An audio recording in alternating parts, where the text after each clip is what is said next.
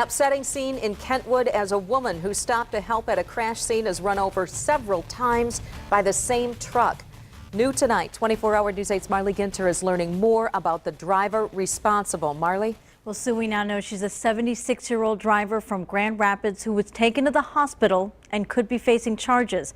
I spoke to a witness who watched, screamed, and sat with the victim in the moments before she died.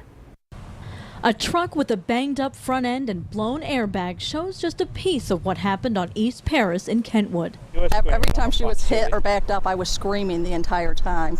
Terry Blessing watched it all unfold as she headed home. Blessing says it started when a maroon truck and a black SUV crashed outside East Hills Fitness and Athletic Club.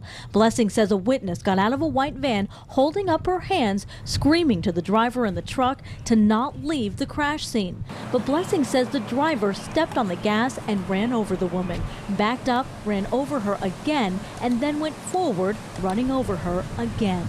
And she was flipping underneath the truck, literally with the tires. Blessing says the driver in the truck was crying and clearly shaken up. I think she was probably in shock still. I don't think she was really in the right mind at that time. I'm sure she didn't do it on purpose.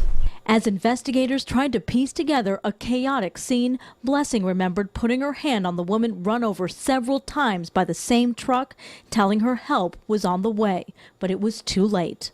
I could tell by the way she looked, she wasn't going to make it. I contacted the Kentwood Police Chief tonight. He tells me everything is still under investigation. And once that's wrapped up, the case will be turned over to the prosecutor's office for possible charges. Brian?